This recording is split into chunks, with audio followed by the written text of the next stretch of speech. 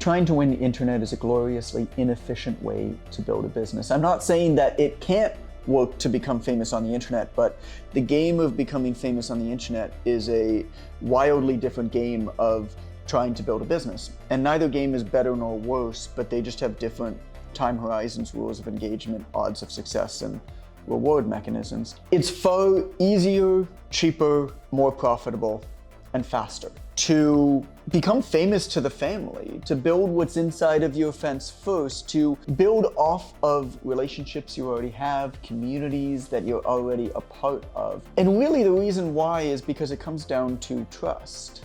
Most of everything that we purchase is purchases based off of trust. And you can build trust using, conventional content to people who have never met you and have no connection to you.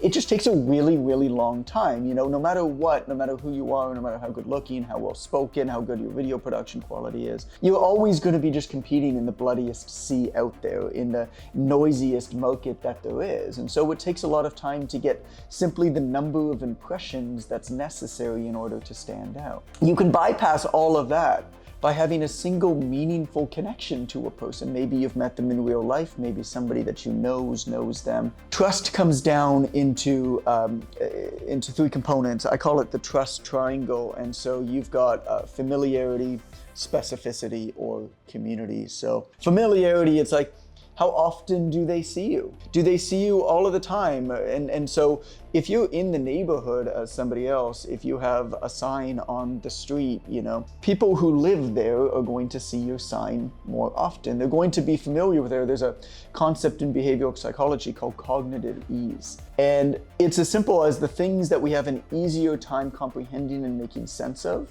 the more trustworthy we tend to believe that those things are, to the point where bolded text in a book, if it's not all bolded text, if there's one line that's bolded, the reason why we pay more attention to that and trust that text is because it's easier to read when it's bolded. There's a bunch of studies with this as well. Well, it's the same thing. The more often that we see something, the easier time that we have to comprehend that thing, and the clearer the mental schemas are in our brains, the blueprints that are in our brains to bring that up. So the more trustworthy we are. So of course you can see the similarities to content online, but it's hard to build that number of impressions online. It's far easier to build that number of impressions when you get an item in somebody's house, for example, or if you're on the same street as them. For example, I give the case of Bolton Foods in my book, The Obvious Choice, where their marketing is literally parking a branded van on my street.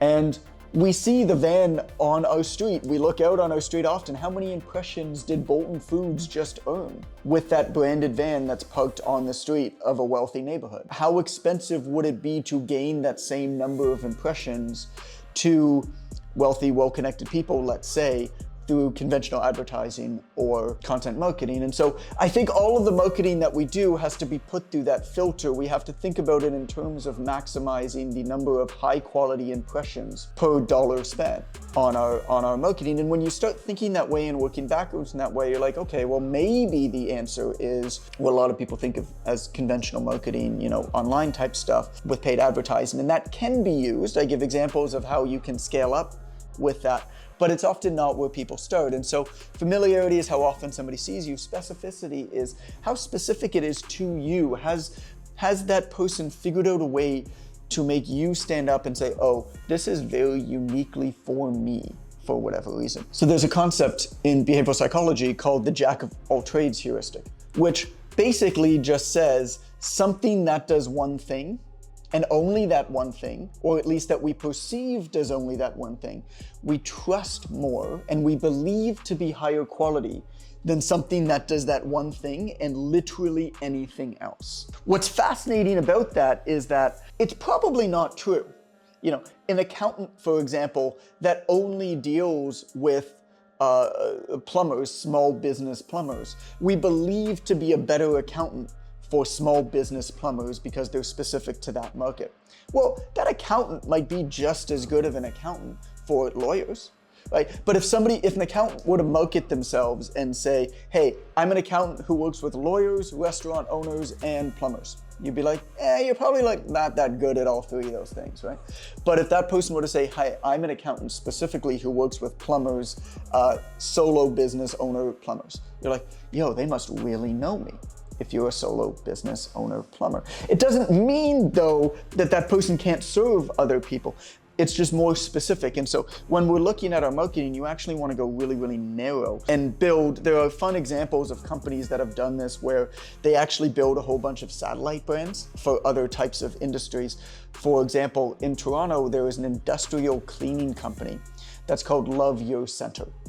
Love Your Center. And you would never see Love Your Center anywhere because Love Your Center has like 10 different satellite brands. They have Love Your Gear, Love Your Purse, they have Love Your Shoes, they have Love Your Dress. And what's cool about this is that this is an industrial cleaning center that has 2 big depots that are 10,000 square feet plus that can clean a whole bunch of stuff. But if somebody were to say to you, we're an industrial cleaning center who can clean basically anything you want us to clean, you'd be like, you wouldn't even look at it. You wouldn't even look past it. But Love Your Gear, we're an industrial cleaning center who specializes in hockey gear. Love Your Dress, we specialize in wedding dresses. Love Your Shoes, we specialize in shoes. In the Love Your Shoes niche that they have, like market that they have, they actually have a sub-market, which is an Air Jordan specific shoe restoration service. This is the same company. This company has a separate website for all of these 10 different satellite brands. Each of the websites has its own SEO strategy, its own blog, has its own advertising, and has its own phone number that you call in. My guess is that if you call into any of these individual phone numbers, it just links into a switchboard to the same operator right on the phone.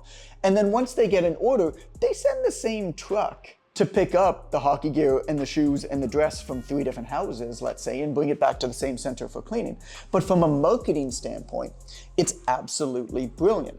And so specificity is the same part of trust.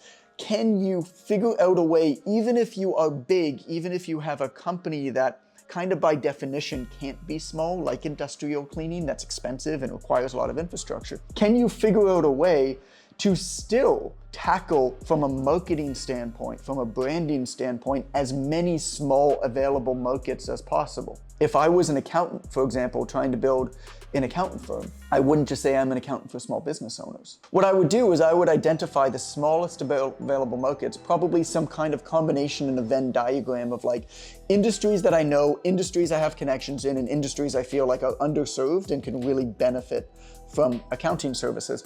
And I would look in the middle of that Venn diagram. I would choose 1 or 2 of them. I would make my inroads there. I would make my inroads networking. I would go to their events. I would try to speak at their events in their communities, both online. I would try to get on their podcasts. I would create my content specifically for them, my SEO strategy. And then what I would do is I would choose then, if I wanted to expand, another adjacent brand. But I would have my parent company, I would have my parent accounting firm, but I would create another satellite brand under that, personaltraineraccountant.com, commerciallawyeraccountant.com, for example. And I would just create these satellite brands kind of stacked underneath one another, because what that would do, even devoid of, personal connections, is that would take advantage of the second part of this trust triangle, which is specificity.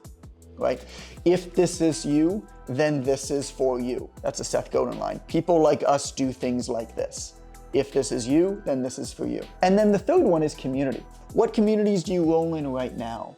I chose my financial advisor not because I knew that he was a good financial advisor, not because I knew what credentials a financial advisor should have, or because he talked on TikTok about the 3 things you should know about what a financial advisor does, or I didn't know anybody he's ever worked with. The reason that I chose my financial advisor is because he sat on the board of the synagogue that I had not been to for 20 years. But my dad also sat on the board of that synagogue, and so when my dad needed a new financial advisor because his retired, he gave Ted a little bit of money to test him out because he trusted him, because they sat on the board of the synagogue together.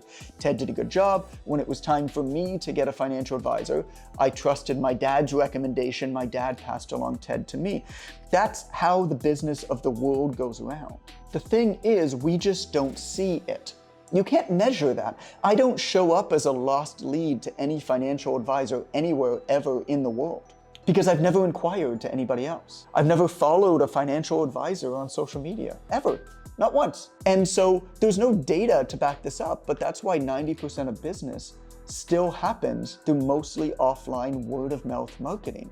Most of what you see when you get taught conventional marketing and advertisement is the top 10% of, call it the scraps that's left over once all of the obvious choices have been chosen. And so what communities do you run in? People who share a community with you, maybe a religious affiliation, it could be a hobby. You know, people who you play pickleball with, or people who also do CrossFit, you know, at the same box that you do, or maybe you're both Star Wars fanatics, or you love Warhammer tabletop gaming. Like, I don't give a shit, whatever it is that you're into. Wherever you live, people who live close to you, your neighborhood, your community, they all have a reason to trust you more than some random person on the internet. You always start there. Before you try to win the internet, you win your community. It's way easier, it's way faster. You know where to go, you have the inroads, you have the trust. And so I'm not saying don't create content at all. I think everybody should create content, but I think that we should look at content. I think that we should look at our online brand and reputation akin to a savings account. I think that it's something that you invest into when you've got excess time and capital. I think that you hope that it pays off interest in the interim, but you don't build your business in a way that it depends on dividends being kicked off to fulfill your short-term needs. That's what you do with a savings, with an investment account. You sock away money in little bits over a long period of time in the hopes, kind of the knowledge that you know that it's going to compound, and that's at some point in the future you're going to wake up and you're just going to say, where did all this money come from? But you don't put money away into a savings account thinking next week I need to get some benefits from this or else I'm screwed. No, you make money somewhere else, and then you take that excess money and you invest it into this investment account, into the savings account, so that your future self will thank you. It's the same idea with content. It's the same idea with trying to win the internet. So that's why I say trying to win the internet is a gloriously inefficient way to build a business. It is a phenomenal way to build a personal brand over a long period of time, which is very important, if not the most perhaps long-term beneficial, profitable, valuable assets that you can have as an online reputation. But it takes time, and you cannot depend on it to kick off short-term benefits, to fulfill your short-term needs. There's this wonky misconception that in order to be successful in any industry, in any job, whether you're selling a product or a service today or software or whatever, that you need to first become famous on the internet, that you need to first, you know, in order to do dope shit in the real world, you've got to first do dope shit on the internet. It's the opposite. You do dope shit in the real world first, and then you amplify it by talking about it in a dope way online.